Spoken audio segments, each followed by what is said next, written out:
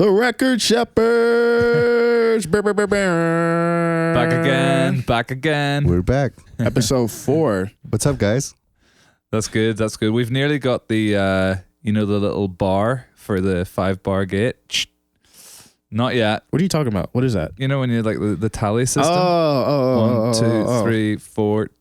I thought it was just another old man reference. I don't know what you were talking about. But we have a fourth member in the studio today. Yeah. Beetle the Beagle.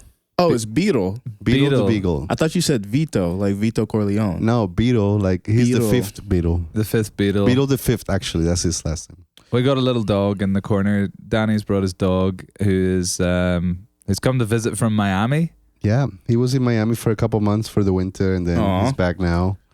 He's my assistant. Your dog gets a vacation. I haven't taken one this year yet. Yeah, exactly. But he's sitting in the corner quietly, and I think he's a little bit fed up because we've been in here setting up and things like that. But if he comes and jumps on the sofa, we'll just we'll embrace it. We're professionals. Exactly. Speaking of the fourth member of the team, today's theme of the podcast is building your team. Woo. Building your team. Who should be on the team? It's all about teamwork. So yeah, that's what we're going to talk about today. So at this point, you know how to distribute your music. You know how to get money from your music. You know how to market your music. So should you be doing all this by yourself? Is there anybody that should be helping you out? So that's what we're going to talk about. Who to add on, when to add on, should you add on, all that good stuff. Yeah, that's what we're going to talk about. But firstly, we got some current events. What's new, guys? Oh, we could do that first. Yeah.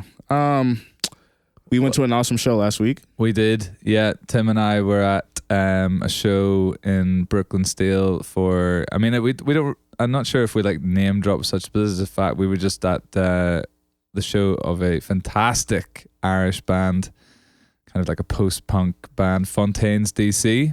Nice. There's a lot of excitement about Fontaines DC in the kind of, indie guitar band world, I would say. See, I think maybe because of my job, I'm so incubated. I work a lot with like hip hop artists. So in my head, I'm like, who listens to rock anymore? That shit is dead. But really, it's like, wow. It's not. I literally had this conversation with somebody yesterday, and they work a lot in the rock genre, and they were saying that, like, they took like sincere offense to someone saying that rock is dead. Like, I was absolutely wrong. Yeah, it is true that it's like not prevalent in the charts like it once was right now, but I mean, it's far from dead. And it's like when you go to one of those shows and you see a band who are just like killing rocking it out. Yeah, it's just like, it's so powerful. Can we talk about show courtesy? What are like the do's and don'ts of going to a show? Like if you as an audience member, Well, the only thing that I can say really gets on my nerves, right, is grind your gears. I wasn't sure if I should swear there or not, but I already did after we talked about not doing it. But what winds me up is when people are like talking like incessantly throughout the whole show. Mm-hmm. I don't mind even people talking. Of course, you're there to have fun. You paid your ticket money, etc. Some people I know like expect absolute silence. I'm not one of those people. Unrealistic. No, it's not realistic. So, but when people are talking incessantly throughout the show, that's the only thing that really winds me up. You have any? Have a drink, please. Have fun. If you go to a show, just have fun, because if somebody's on stage, they're there to give it all, Well, so I think it's pretty well known that New York crowds are the most stuck up. Like they won't dance. They won't. They're always judging your music. They they pretend they know what's going on, and they just they won't. What I will say though is I wish venues at this point put lids on the cups. I don't mind you moshing, just don't spill your Miller Lite on me. That's probably my only complaint. Oh man, that's just reminded me of a show I was at in London, and it was fairly raucous, and I got hit with a pint. Well, it probably wasn't a pint, but it was at least half a pint. Yeah. Of piss Oh. all the way. It hit me in the back of the neck, all the way. And I'm like, man, what are you gonna do? Like I just had to fight. That's what you do. I just had to accept it. This is not the first story that I've heard from you in this couch about something coming out of a body falling to you. Hey, yo. Remember the story with the birds? With the blueberries? Oh yeah. That's in another episode. You got some bad luck. But Fontaine's DC was very good. And you were talking about how you had seen them at a smaller venue, like, what was it, a year ago? And 3 years ago. 3 years ago. When I first, not long after I moved or arrived in New York City, and a friend who I'd met at an Irish bar, she invited me to this show on a Thursday night. And quite honestly, it was a miserable night, and I didn't really know where I was going or who I was going to see. Yeah. But it was like, I'll go, I said I would. And very small venue.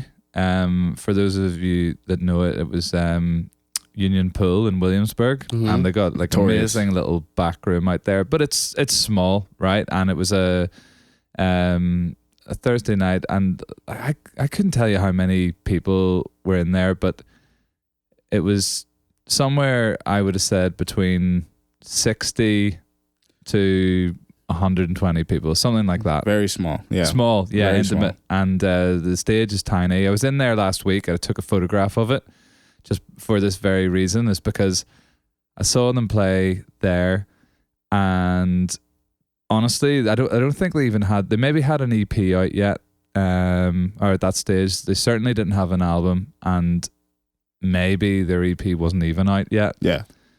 And saw them, and it was just one of those shows where I was just like, I remember walking away thinking, I have not seen a band or an artist that had the effect that it did on me, in years, having like gone, not knowing anything, not knowing what to anticipate.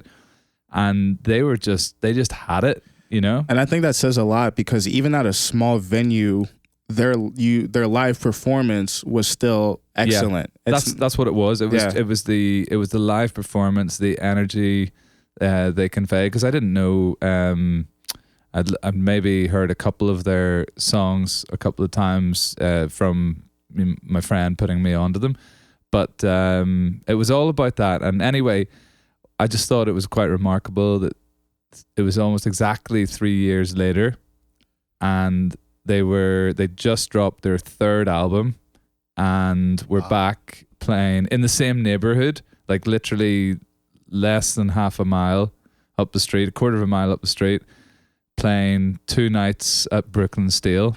And there was a genuine excitement. I don't know if you felt it, Tim, but when I walked in, there was a genuine excitement in the crowd, like an anticipation of like, this show's going to be great. You could definitely tell when a group has like a cult-like following. That's just, they will buy all the vinyls, they'll go to all the shows, and it's sometimes I get sad watching good bands live in New York, because I'm like, you guys are so good, but I don't know if you're ever going to make it, just because of the statistics, sometimes it just doesn't work out that way. So it's awesome to see that, like, you saw this band, at this tiny venue, and then 3 years later, because they were consistent, they started to build their team that, now they're selling out multiple shows at Brooklyn Steel.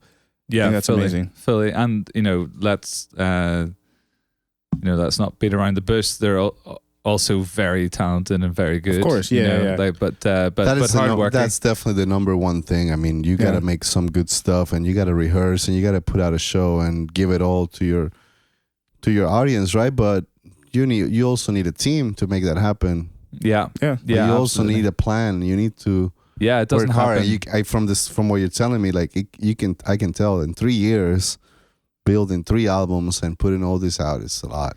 Yeah, and that doesn't happen, as you say, either overnight. And they're different. Certainly doesn't happen without the right support. Yeah, I hadn't heard anything like that before. It's just different. It's like they're not participating in a subgenre that's oversaturated. Like, I feel like they found their niche.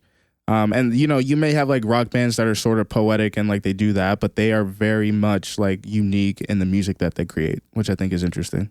Yeah. There are a couple of bands I could put you on to that if you like that. But yeah, they're doing their own thing, which is great. So shout out to them. Yeah, absolutely. And Continued it was a great way to spend a Tuesday evening.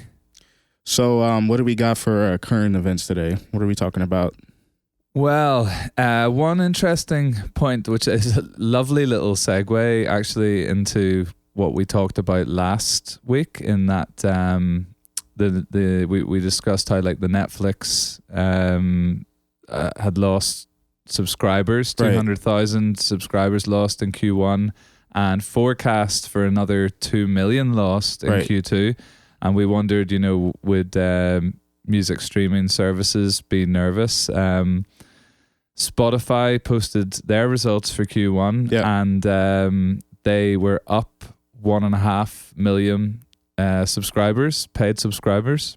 They're still growing. Yeah, and even more impressive on that is that was even after they'd lost 1.5 million when they suspended their operations in Russia. Yeah.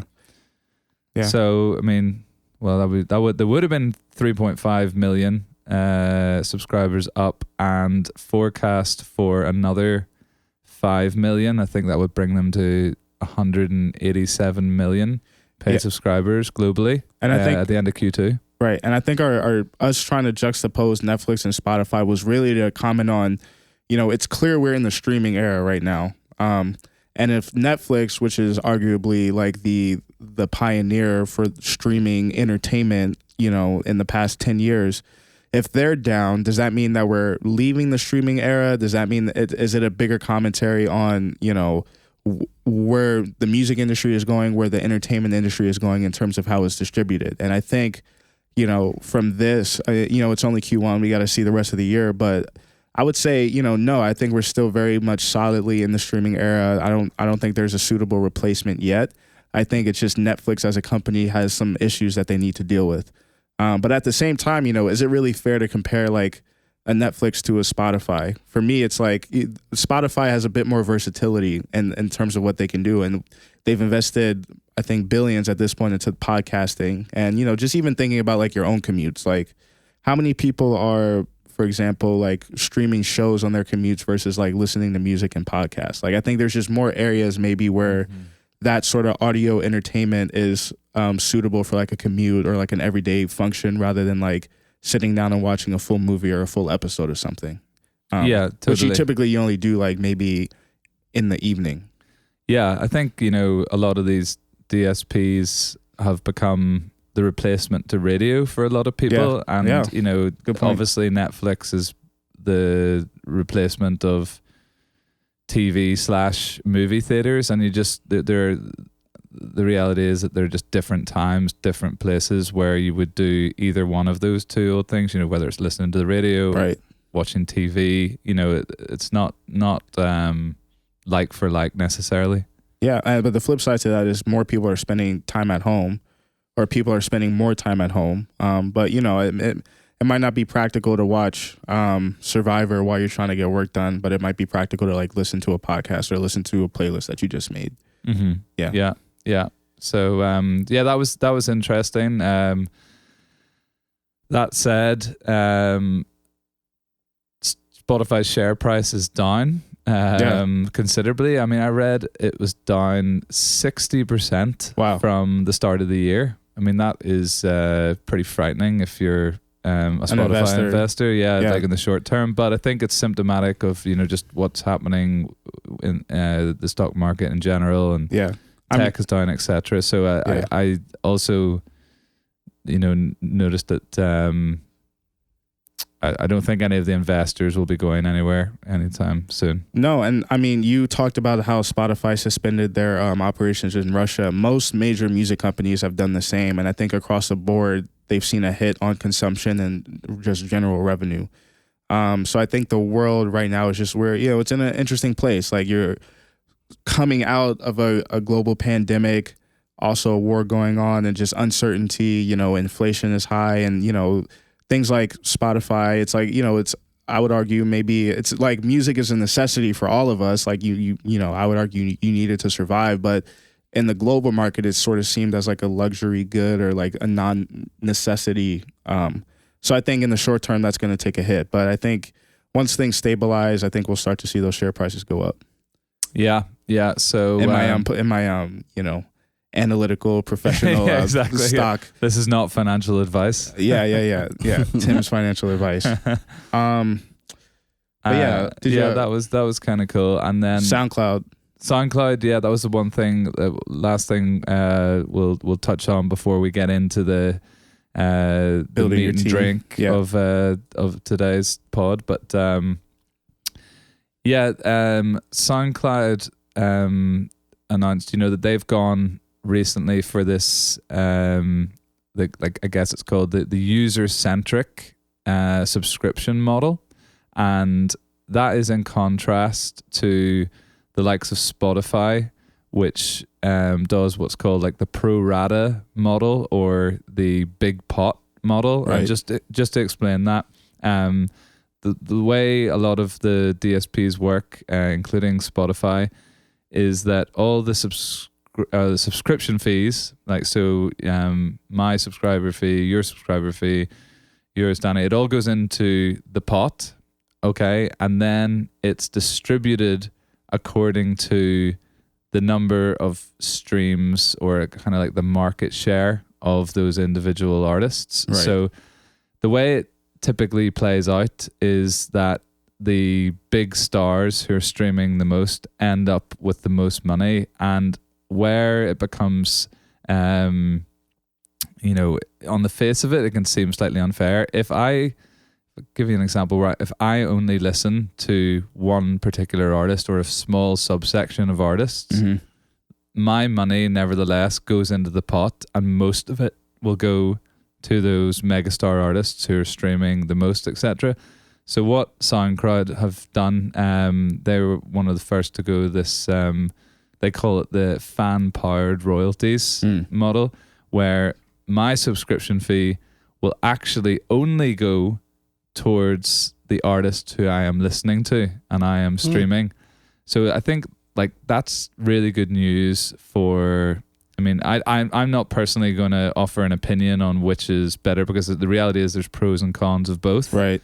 But a lot of people have been campaigning for this, what's called the user-centric model, like the fan-powered royalties that we just described. They've been campaigning for that for a long time, because it's actually playing out now on SoundCloud that independent artists are being better compensated, let's say, for their music. So according to SoundCloud's own figures, payments to independent artists are up 60% compared to if it was under the big pot model. So yeah, and then I feel like with the big pot model, what the DSPs do is, because publishing at the end of the day is a bit of a mess in the United States when it comes to like how things are distributed. And I've heard the argument that, people argue Spotify isn't paying out royalties, but in reality, it's like they sometimes don't know who to pay it out to, right? So they have these large pots, and because they can't get in contact with different publishing entities, it sort of just sits there. I've heard that argument. Yeah, well, the MLC is something we can just talk about in another episode, but Mechanical Licensing Collective, and that's been established to alleviate those sorts of problems. Right. But that is definitely an episode on its own, which we can go into. But But for now, I think that was just an interesting point that the user-centric model where our subscription monies go directly towards the artists we're listening to, like it seems to be improving the paychecks, let's say, of a lot more artists on SoundCloud. So I feel eventually there will be better models for independent artists, and there will be better models for everybody that is making something good and something interesting with their own teams and with their own circle of fans and communities and everything. So shout out to SoundCloud. Good. Yeah, good I for think them. so. I think so. I think you're right, Danny. I think there's there'll be different models, just like what we were talking about are the distribution companies on episode 1, where there was a lot.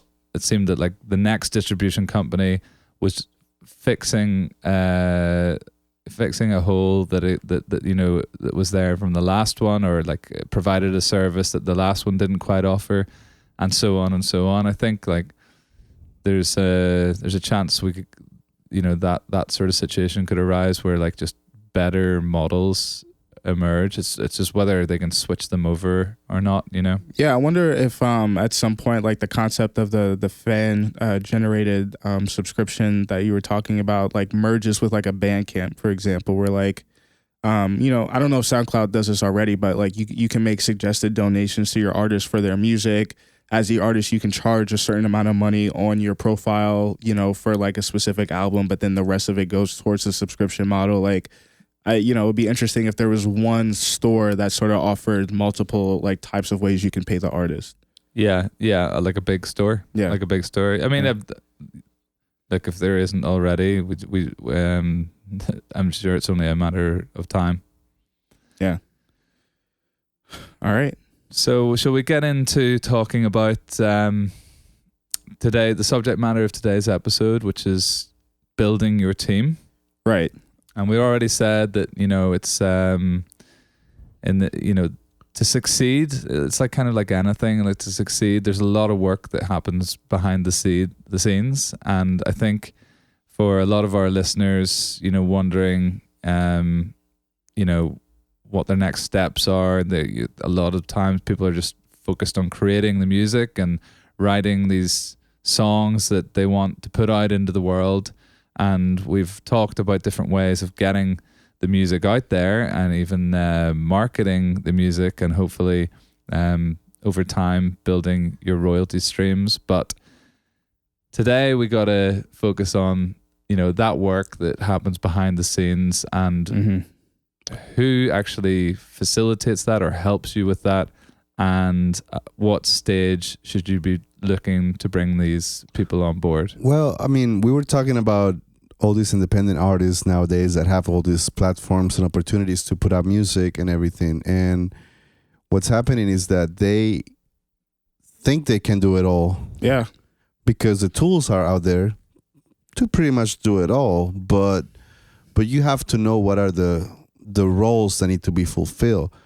And if you can delegate and build a team with people that believes in you and that have the interest in also taking your project to a different level because they like the music, because they like you as a person, because they like the type of things that you're doing, then you should be mindful of the things that you need to delegate. And yeah, I think... Who are those people? No, for sure. No, I think, in order to be a successful artist, like I think there's something commendable about entrepreneurship and taking onus of your own career and like doing it all yourself and, just being accountable to you when it comes to your career. But, and I've said this before, however, being independent does not mean being an individual. You have to be the, essentially the owner of your business, which is your music, and you have to delegate tasks and you have to start to add to your team. Yeah. So I guess when we talk about like the necessary people on your team, and we had a conversation about this, but in general, top 5 people, who do we think? So yeah, we talked about this, and I think just from following your own artists and reading about artists, etc., everyone knows that artists have a manager. Manager. Yeah. Manager. And actually that can be broken down into different things. That's like a big hat with a lot of with a lot of feathers. I think from and there's a lot of different philosophies on this, but I think a great way to sum up what a manager does is essentially they are the CEO of your career. And a lot of people don't like that term because they think the CEO is like the boss, right? And ultimately you are the artist, you have the creative decision, the final decision.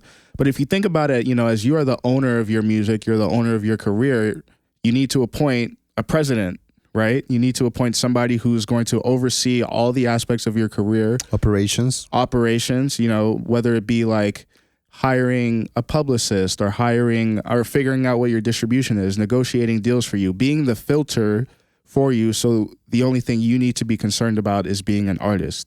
And that's a lot of trust to put into somebody, you know. Also helping you make business decisions, because at the end of the day, an artist should be mindful of business and they should know about how the business works. But it's better to be helped by somebody that really knows business and know how to make that art that you're taking something relevant and profitable. Yeah, exactly. And also I think you want your manager to be your biggest fan, right? But you also want your manager to be, you don't want a yes man or woman. You know what I mean? You want someone to be real with you and have a good set of ears, hopefully, and help steer. You're the artist at the end of the day, but you do need people around you to actually bounce ideas off and songs off and help decide these things, and working with other people on the team to come to to at least give you guidance and shape that. As it could anything from what are the singles going to be on this album, that sort of thing. So I think that's just to say that it's a wide spectrum of responsibilities, right? And they really are your right hand person, for your career. And a lot of managers stick around with artists, and it is like a fruitful partnership for a long time. And I would say the only downside is there's a wide range of the quality of managers at the end of the day, because there's so many things that they have to do. You have people who are more experienced than not. And I think for me, the definition of a good manager, I think there's two types. There's a type where, they are your biggest fan and they sort of act as like a multi-tool for your career in the beginning. And so they might not be experienced or have all of the connections, but they stick with you and they help build your music. And as you grow, at the end, some managers need development too. Like we talk about artist development. There are a lot of managers who need development as well. Totally. But if they are your number one fans, and that's sort of stuff that you can figure out, they can develop those things. Yes. And then you have the sort of already established manager who they might be at a big management company already, or they just have a lot of connections in the industry. Because that's really the value that they add, is they know who to go to for that indie or that major deal. They have the connections for the press people. They have the connections for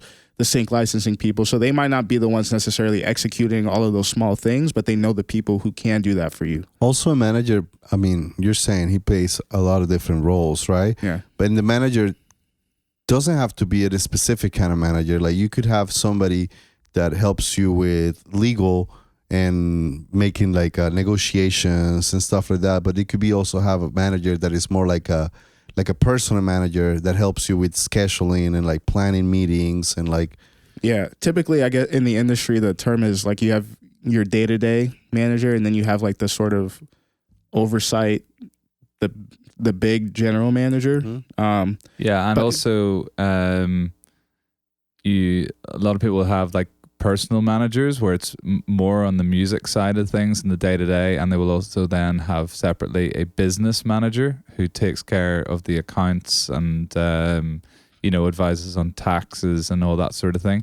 So but I think we're specifically talking on what most people think about when they think of a manager is this type of personal manager, as you described, Tim, the day-to-day or the general manager, right?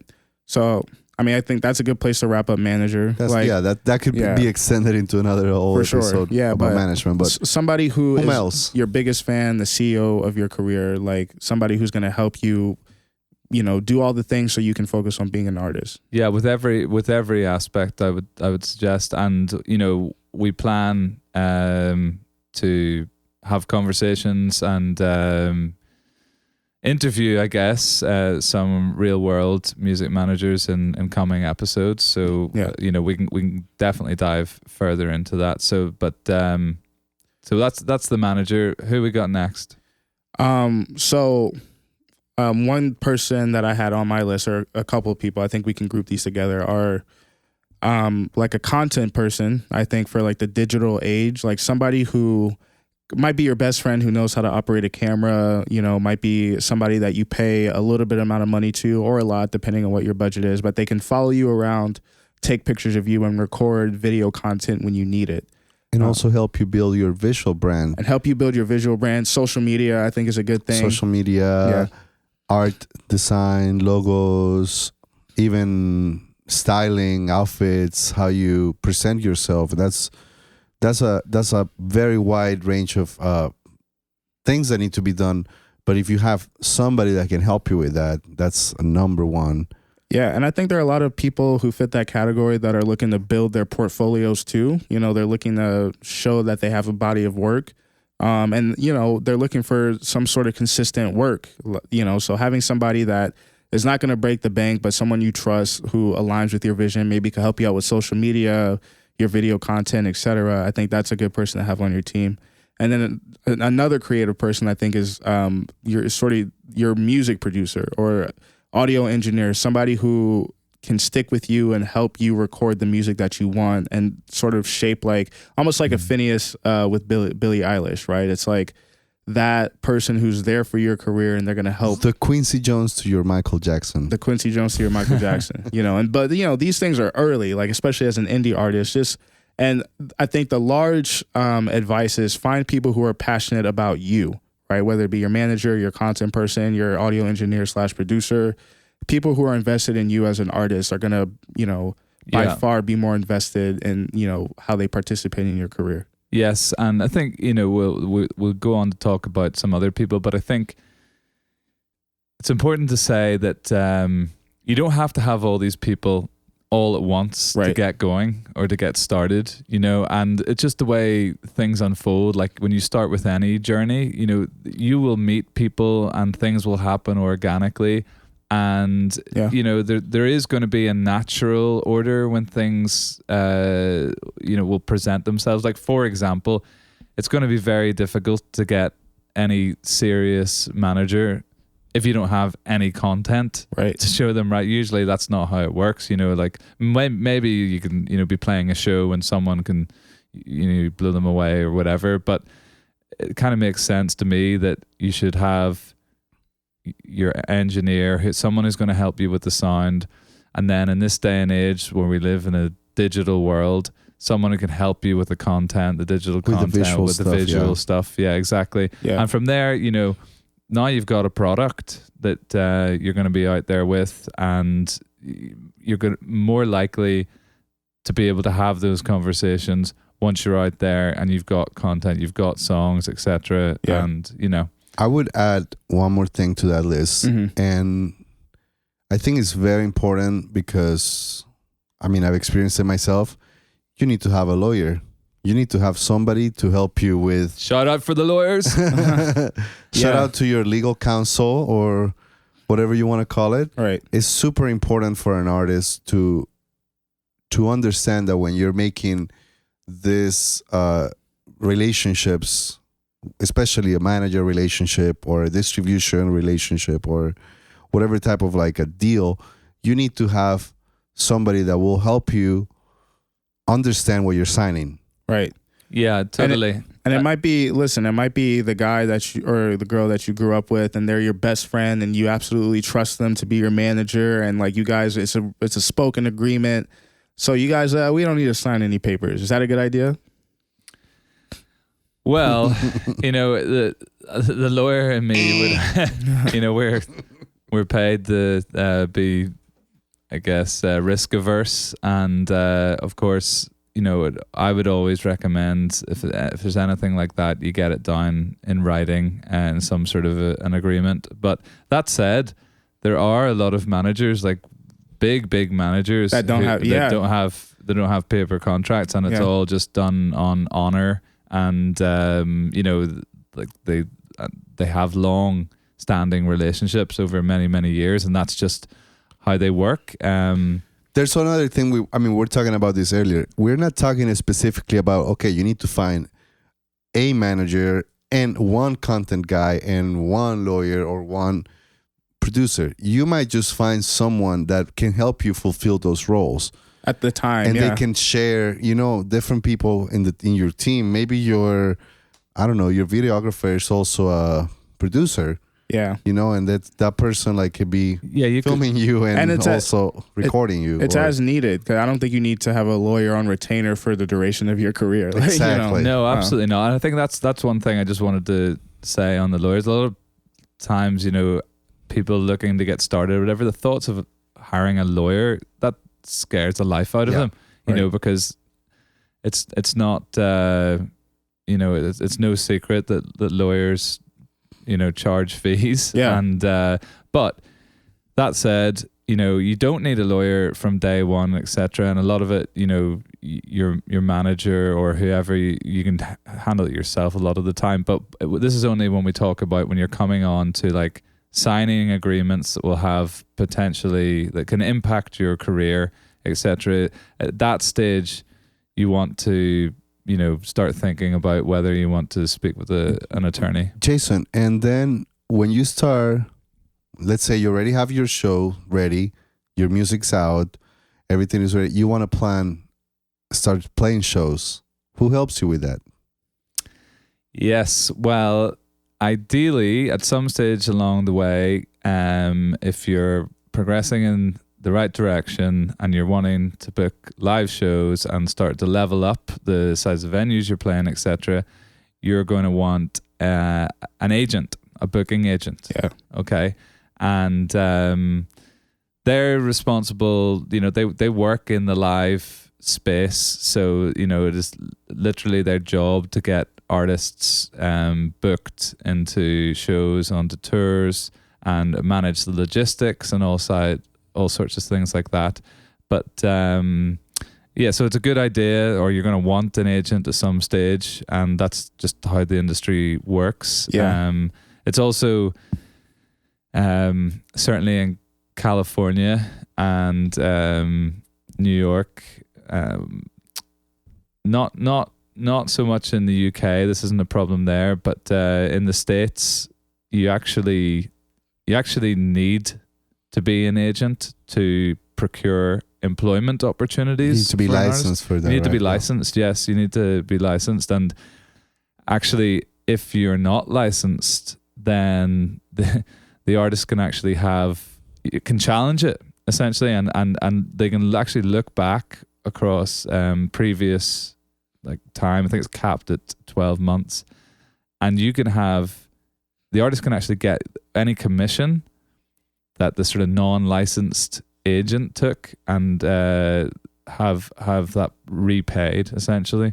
So for that reason, a lot of managers will insist that an artist has an agent for booking live opportunities, etc. And that's what the role of the agent is, to do, go out and procure these opportunities. And I think the big issue that artists find themselves in this situation is that a lot of these companies are waiting for other companies to sort of sign off on you before like you get everything else, or a lot of these individuals. So, you know, in order to get that big agent, they might want to see you have reputable management. You know, in order to get that reputable management, they might want to see that you actually have a team, a creative team and you have like a good sense of what your artistry looks like. You know what I'm saying? So it's like, I think a good example, have you guys seen Inventing Anna on Netflix? Everyone's talking about that. I have not yet seen it. You should, yeah. But there's a specific scene episode where she's trying to start this foundation in the show. And she's basically conning everybody. She really doesn't have anything to back the funds that she's trying to secure. I think I know what you're talking about, but I haven't seen it yet. Yeah. She's trying to rent out this building on Park Avenue, right, to make a foundation, basically like a Soho House on steroids. Like, she's gonna have art everywhere. She's gonna make it like, you know, live performances. It's gonna be a place where cool rich people can hang out, you know. But in order to get that, like, she needs to convince like the person who owns the building to rent it out to her. And he's like, oh, well, you know, who do you have on board? And she's like, well, you know, I have this designer, and she doesn't have this designer, or she needs this chef who wants to put in a restaurant in the space. But she goes about, you know, trying to curate all of those people, and they all are sort of looking for the next person to say yes before they actually invest in this girl. So, and then finally, I don't know how she does it. She secures one person, and it's like a domino effect, right? Yeah. Yeah. So it is a bit like the chicken and the egg for a lot of these. Sure. But, you know, like, it's not like everyone signs at once and there's a signing day. You know, like the artists that succeed and have successful careers and are able to live from their music, it happens step by step. You know, you very rarely get all these things falling into place on the same day. It never happens like that. So don't expect to build a whole team in like one week. Exactly. But there are roles that need to be fulfilled. You know, like I feel there's another important role in my own experience that has made a difference on building my brand, which is the publicist, the person that helps you with communicating your idea or your product to the press, radio, maybe some TV interviews, maybe some magazines, maybe some small blogs online, anything that can give you visibility. Your publicist helps you with that, and also they can help you figure out the narrative of what you're standing up for and what you're trying to communicate through your music. And build those relationships because they have all the connections. They basically, the publicist, what it does is helps you figure out what you're going to say, and they put out an email, and then goes to a lot of people. That's right. So you have personal experience in in your own career as an artist, Danny, doing like working with a publicist and seeing great results from that, and like I guess like in a way it leveled you up. I remember you talking about that. It definitely helps with that visibility Tim was just talking about, because maybe the publicist is not a priority, you know, when you're starting out, because you still have to make your music, you still have to get your pictures ready, right? You still have to figure out what's the path you're going to take with your music. But once you do that, you have to reach out to an audience, and just by putting your music out there on Spotify or on Apple Music, it's not enough. You know? No, it's not. And then you do need to make marketing. You need to do marketing, right? And we've talked about marketing before and all the things that marketing involves. But I feel one of them is also just having that online presence. And for example, it helped me get my Instagram verification. Oh yeah, Danny's got his blue tick. So that was very exciting. and it took a while, because when you submit the application to Instagram, they ask you, do you have to submit maybe some articles or some press or stuff like that? So it's almost like getting a artist visa in a way, right? Like once you're getting your artist visa, you have to submit a bunch of stuff, like to say, I'm actually doing this for a living, like I'm important, like, you know what I'm saying, like I'm some sort of public figure. And I think maybe the publicist and the articles so it helps with that kind of certification. It's kind of like a certification. It's like, okay, you were on the LA Times. Oh, okay. If you were already written out by Pitchfork or something, you know. I feel that for sure. It's like, you know, you ultimately you have to create a buzz, right? You have to, as you said, Danny, it's not enough just to put your music out there and, you know, hope that that's it and everyone's going to hear it. You have to generate a buzz, and I think a publicist is someone who can help with that early on. Now, it might be that, you know, there probably is such a thing as too early, but it just depends how much what you're trying to do. I think like if someone wants to work with you, I would actually say this for all these roles that we're talking about. If somebody wants to work with you and the opportunity presents itself, then you should consider it. There is no right or wrong time necessarily. Like these things will fall into place when they fall into place. But if it's about finding the right people and building the right team. Now you're going to get people. Jesus, I remember even when I played in a band years ago, there'd be like people in the audience who'd had a few too many drinks, and they'd approach you afterwards and tell you they wanted to manage you and give you the chat and all this sort of stuff. Like, you know, don't be naive, of course, but listen, if there's good people and they you know, you've developed a relationship there and they like what you're doing, then, you know, jump on it at any opportunity. I would give another advice, because I've experienced it myself. A relationship with a manager or with any team member is like any relationship that you have in your life. You don't get married the first week you meet somebody, you know. Right. This is great advice. This is great advice. You don't go and move in as soon as you meet someone that you really like just because they're awesome and how much they tell you they're gonna make your career successful and they're gonna help you with everything.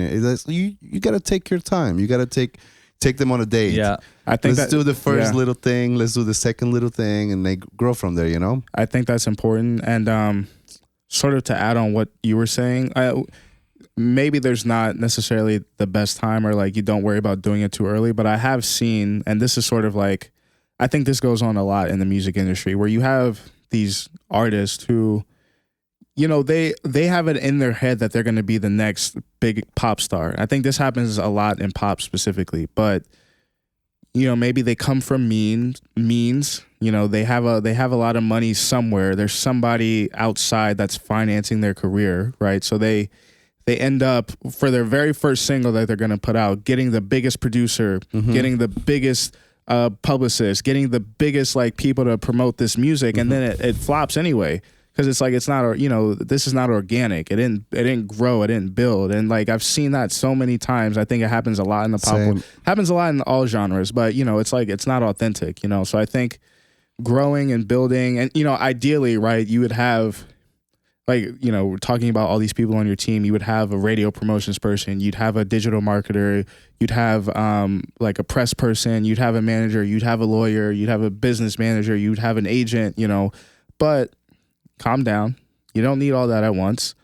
Start organically. And I think somebody like a content person and like an audio engineer / producer, I think that happens a bit more organically. Yes. When it comes to like getting an indie press person or an indie digital marketer, I think that's something you sort of have to network. And I think it helps to be in a city like New York or Los Angeles. And, you know, it's because you don't know an indie press person like just next door. You know, those are a bit harder to come by. No, yeah, we were talking about this offline, not on an episode, but we should touch on this on an episode. Like the question I asked is like, does it matter where you base yourself as an artist? Like, you know, like should you be moving cities or something like that? And let's not dive into that too much here, but I think one of the points that would come up in that conversation is that if you're somewhere where there is just a buzz and there are creative people going on, you're going to naturally bump into these people and meet these sort of like connections. And then